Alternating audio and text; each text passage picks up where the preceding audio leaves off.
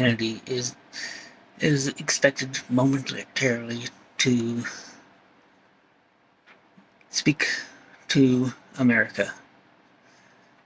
Rumors is that he will be ending his campaign. Is this true? Or what will RFK say? We now join Robert F. Kennedy. His news conference.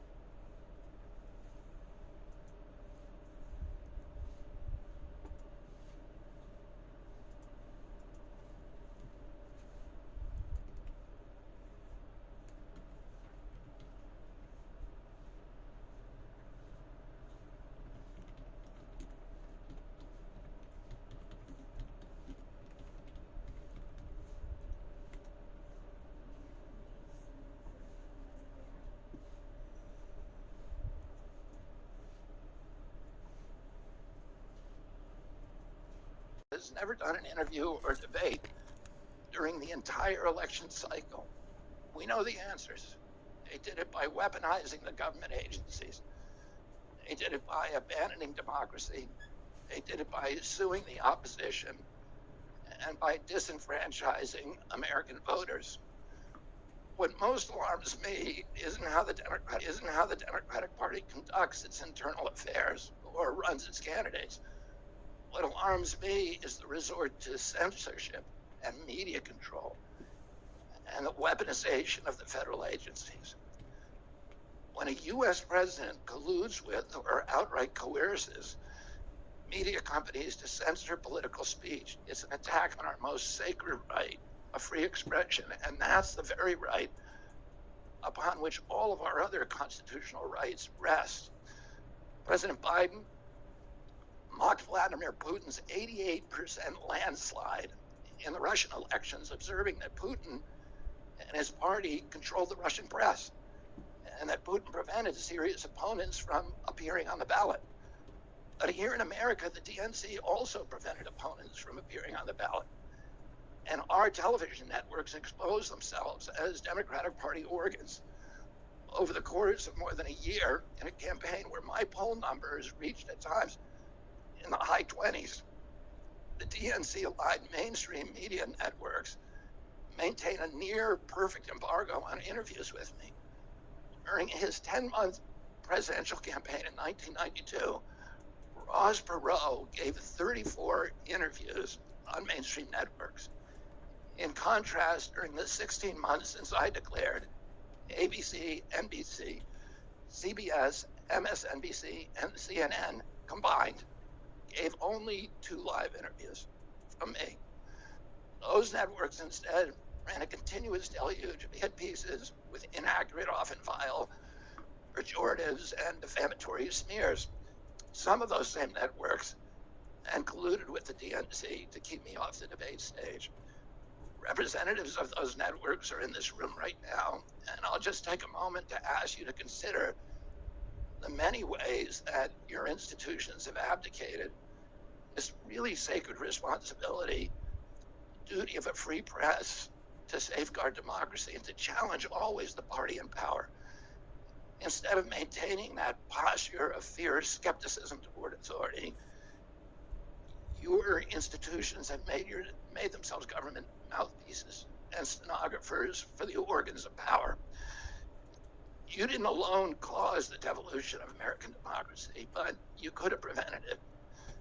The Democratic Party's censorship of social media was even more of a naked exercise of executive power.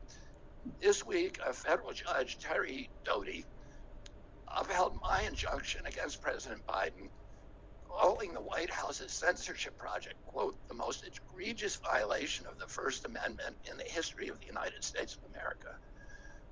Doty's previous 155-page decision details how, just 37 hours after he took the oath of office, swearing to uphold the Constitution, President Biden and his White House opened up a portal and then invited the CIA, the FBI, CISA, which is a censorship agency, it's the center of the censorship industrial complex, DHS, the IRS, and other agencies to censor me and other political dissidents on social media.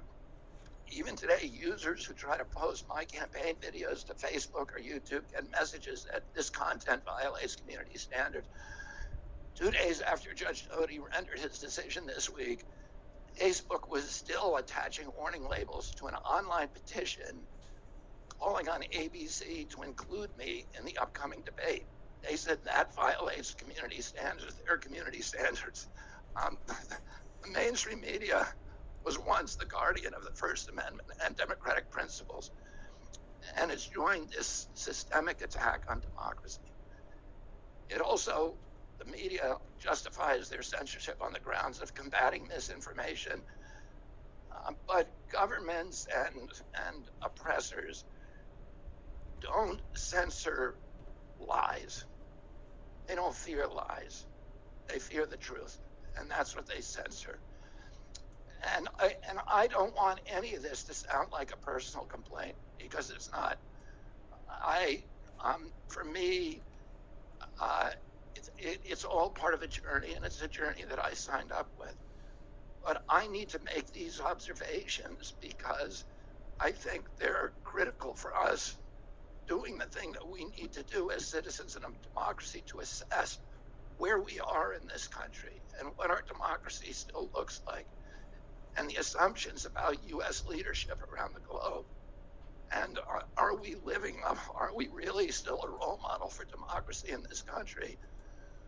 Or have we made it, a kind of a joke? And here's the good news. While mainstream outlets denied me a critical platform, they didn't shut down my ideas, which have especially flourished among young voters and independent voters, thanks to the alternative media. Many months ago, I promised the American people that I would withdraw from the race if I became a spoiler. A spoiler is someone who will alter the outcome of the election but has no chance of winning. In my heart, I no longer believe that I have a realistic path to electoral victory in the face of this relentless, systematic censorship and media control. So I cannot in good conscience ask my staff and volunteers to keep working their long hours or ask my donors to keep giving when I cannot honestly tell them that I have a real path to the White House. Furthermore, our polling consistently showed that by staying on the ballot in the battleground states, I would likely hand the election over to the Democrats, with whom I disagree on the most existential issues: censorship, war, and chronic disease. I want everyone to know that I am not terminating my campaign. I am simply suspending it, and not not ending it. My name my name will remain on the ballot in most states. If you live in a blue state, you can vote for me without harming or helping President Trump or Vice President Harris. In red states, the same will apply. I encourage you to vote for me. And if enough of you do vote for me, and neither of the major party candidates win 270 votes, which is quite possible. In fact, today our polling shows them tying at 269 to 269. And I could conceivably still end up in the White House in a contingent election. But in about 10 battleground states where my presence would be a spoiler, I'm going to remove my name. And I've already started that process and urge voters not to vote for me. It's with a sense of victory and not defeat that I'm suspending my campaign activities. Not only did we do the impossible by collecting 1 million signatures, we changed the national political conversation forever. Chronic disease, free speech, government corruption, breaking our addiction to war have moved to the center of politics. I can say to all who have worked so hard the last year and a half, thank you for a job well done. 3 great causes drove me to enter this race in the first place, primarily. And these are the principal causes that persuaded me to leave the Democratic Party and run as an independent. And now to throw my support to President Trump. The causes were free speech, war in Ukraine, and the war on our children. I've already described some of my personal experiences and struggles with the government's censorship industrial complex. I want to say a word about the Ukraine war. The military industrial complex has provided us with a familiar comic book justification like they do on every war. That this one is a noble effort to stop a supervillain, Vladimir Putin, from invading the Ukraine and then to thwart his Hitler-like march across Europe. In fact, tiny Ukraine is a proxy in a geopolitical struggle initiated by the ambitions of the U.S. neocons or American global hegemony. I'm not excusing Putin for invading Ukraine. He had other options. But the war is Russia's predictable response to the reckless neocon project of extending NATO to encircle Russia, a hostile act. The credulous media rarely explained to Americans that we unilaterally walked away from 2 intermediate nuclear weapons treaties with Russia and then put nuclear-ready Aegis missile systems in Romania and Poland. This is a hostile act. And that the Biden White House repeatedly spurned Russia's offer to settle this war peacefully. The Ukraine war began in 2014 when U.S. agencies overthrew the democratically elected government of Ukraine and installed a hand-picked pro-Western government that launched a deadly civil war against ethnic Russians in Ukraine. In 2019, America walked away from a peace treaty, the Minsk Agreement, that had been negotiated between Russia and Ukraine by European nations. And then in April of 2022, we wanted the war. In April of 2022, President Biden sent Boris Johnson to Ukraine to force President Zelensky to tear up a peace agreement that he and the Russians had already signed, and the Russians were withdrawing troops from Kiev and Donbass and Lugansk. And that peace agreement would have brought peace to the region and would have allowed Donbass and Lugansk to remain part of Ukraine. President Biden stated that month that his objective in the war was regime change in Russia. His Defense Secretary, Lloyd Austin, simultaneously explained that America's purpose in the war was to exhaust the Russian army, to degrade its capacity to fight anywhere else in the world. These objectives, of course, have nothing to do with what they were telling Americans about protecting Ukraine's sovereignty. Ukraine is a victim in this war, and it's a victim of the West. Since then, of Russia and both Russia and the West. Since then, we have, since tearing up that agreement, forcing Zelensky to tear up the agreement, we've squandered the flower of Ukrainian youth, as many as 600,000 Ukrainian kids and over 100,000 Russian kids, all of whom we should be mourning, have died, and the Ukraine's infrastructure is destroyed. The war has been a disaster for our country as well. We squandered nearly $200 billion already, and these are badly needed dollars in our communities, suffering communities all over our country. The Nord Stream pipeline sabotage and the sanctions have destroyed Europe's industrial base, which formed the bulwark of US national security. A strong Germany with a strong industry is a much, much stronger deterrent to Russia, and a Germany that is deindustrialized and turned into just an extension of US military base. We've pushed Russia into a disastrous alliance with China and Iran. We're closer to the brink of nuclear exchange than at any time since 1962. And the neocons in the White House don't seem to care at all. Our moral authority and our economy are in shambles, and the war gave rise to the emergence of BRICS, which now threatens to replace the dollar as the global reserve currency. This is a first-class calamity for our country. Judging by her bellicose, belligerent speech last night in Chicago, we can assume that President Harris will be an enthusiastic advocate for this and other neocon military adventures. And President Trump says that he will reopen negotiations with President Putin and end the war overnight as soon as he becomes president. This alone would justify my support for his campaign.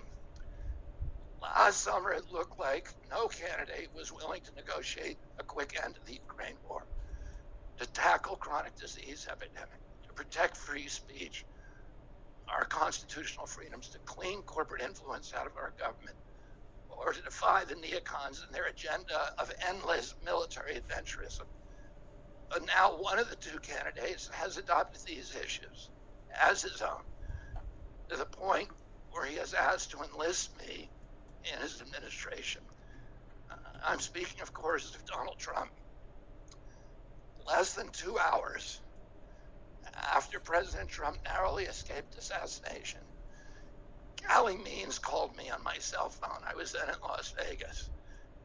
Callie is arguably the leading advocate for food safety, for soil regeneration, and for ending the chronic disease epidemic that is destroying America's health and ruining our economy. Callie has exposed the insidious corruption at the FDA, the NIH, the HHS, and the USDA that has caused the epidemic. Callie had been working on and off for my campaign, advising me on those subjects since the beginning. And those subjects have been my primary focus for the last 20 years. I was delighted when Callie told me that day that he had also been advising President Trump. He told me President Trump was anxious to talk to me about chronic disease and other subjects, and to explore avenues of cooperation. He asked if I would take a call from the president. President Trump telephoned me a few minutes later, and I met with him the following day. A few weeks later, I met again with President Trump and his family members and close advisors in Florida. In a series of long, intense discussions, I was surprised to discover that we are aligned on many key issues. In those meetings, he suggested that we join forces as a unity party. We talked about Abraham Lincoln's team of rivals. That arrangement would allow us to disagree publicly and privately, and fiercely if need be, on issues over which we differ, while working together on the existential issues upon which we are in concordance. I was a ferocious critic of many of the policies during his first administration, and there are still issues and approaches upon which we continue have very serious differences. We are aligned with each other on other key issues like ending the forever wars, ending the childhood disease epidemics, securing the border, protecting freedom of speech, unraveling the corporate capture of our regulatory agencies, getting the U.S. intelligence agencies out of the business of propagandizing and censoring and surveilling Americans and interfering with our elections. Following my first discussion with President Trump, I tried unsuccessfully to open similar discussions with Vice President Harris. Vice President Harris declined to meet or even to speak with me. Suspending my candidacy is a heart-rending decision for me, but I'm convinced that it's the best hope for ending the Ukraine war and ending the chronic disease epidemic that is eroding our nation's vitality from the inside, and for finally protecting free speech. I feel a moral obligation to use this opportunity to save millions of American children, above all things. In case some of you don't realize how dire the condition is of our children's health and chronic disease in general, I would urge you to view Dr. Carlson's recent interview with Callie Means and his sister, Dr. Casey Means, who is the top graduate of her class at Stanford Medical School. This is an issue that affects all of us far more directly and urgently than any culture war issue and all the other issues that we obsess on and that are tearing apart our country. This is the most important issue. Therefore, it has the potential to bring us together. So let me share a little bit about why I believe it's so urgent. Today, 2/3, we spend more on healthcare than any country on earth, twice what they pay in Europe. And yet we have the worst health outcomes of any nation in the world.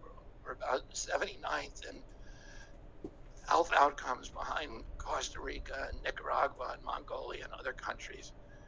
Nobody has a chronic disease burden like we have. And during the COVID epidemic, we had the highest body count of any country in the world. We had 16% of the COVID deaths, and we only have 4.2% of the world's population. And CDC says that's because we are the sickest people on earth. We have the highest chronic disease rate on earth. And the average American who died from COVID had 3.8 chronic diseases. So these were people who had immune system collapse, who had mitochondrial dysfunction. And no other country has anything like this. 2/3 of American adults and children suffer from chronic health issues. 50 years ago, that number was less than 1%. So we've gone from 1% to 66%.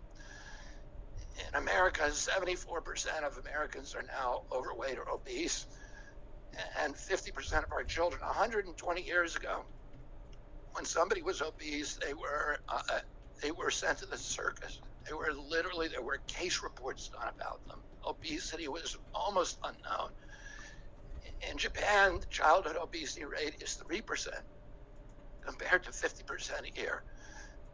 Half of Americans have pre-diabetes or type 2 diabetes. When my uncle was president, I was a boy, juvenile diabetes was effectively non-existent. A typical pediatrician would see one case of diabetes during his entire career, a 40 or 50-year career. Today, 1 out of every 3 kids who walks through his office door is diabetic or pre-diabetic. And the mitochondrial disorder that caused diabetes also causing Alzheimer's, which is now classified as diabetes.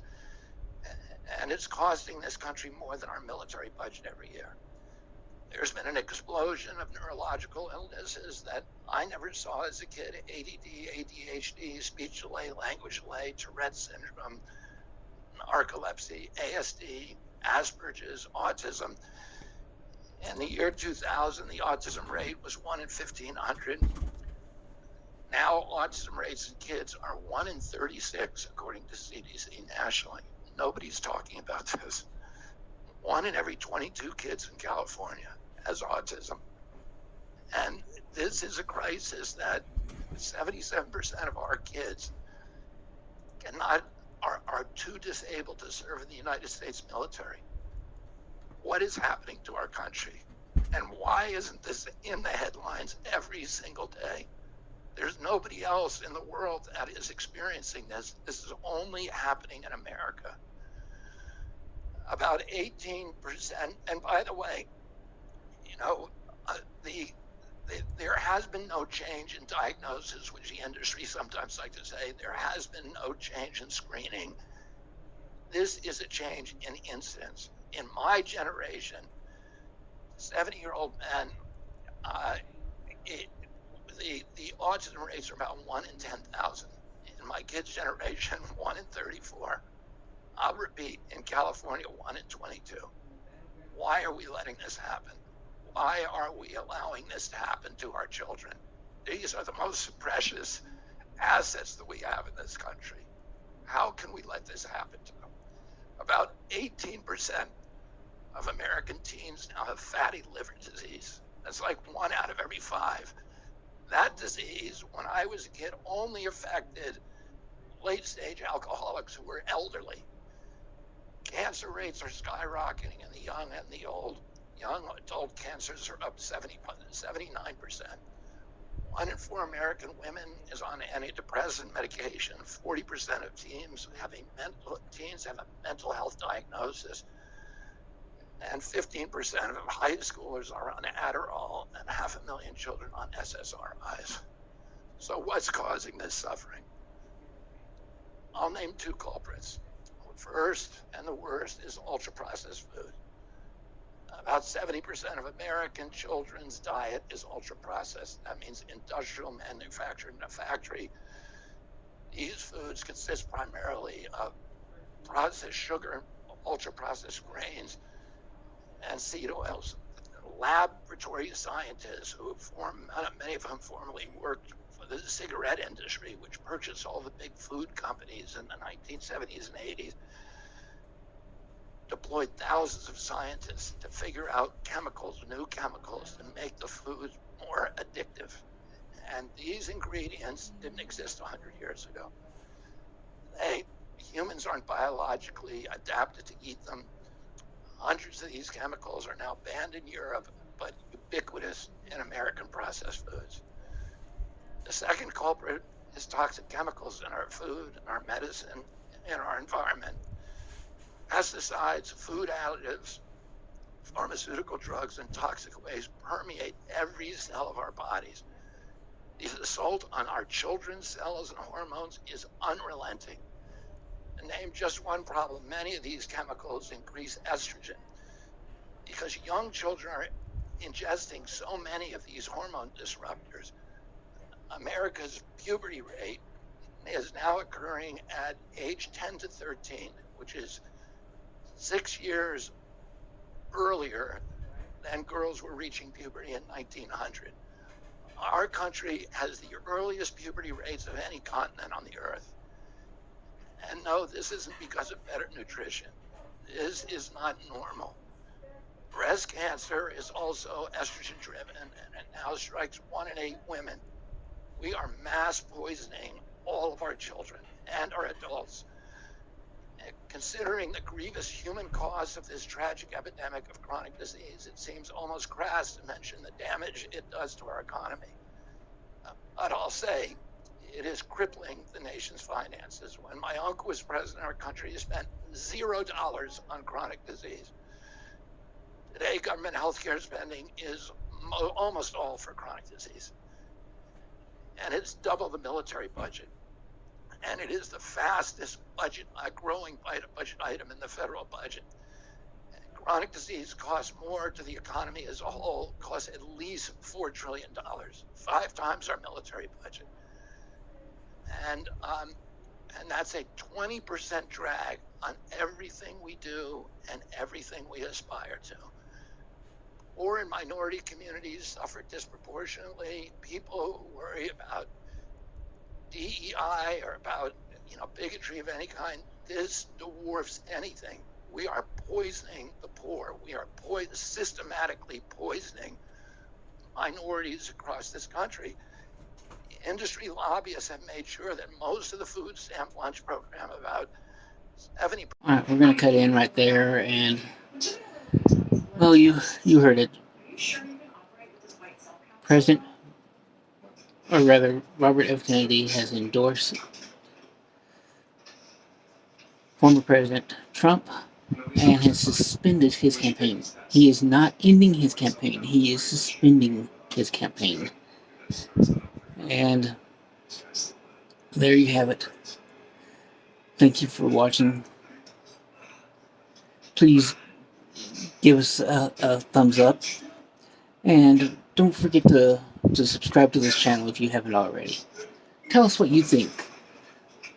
Are you more likely to support Trump? Or are you're going to be supporting Harris? Tell us in the comments what your thoughts are. Thank you for watching and have a great day. God bless.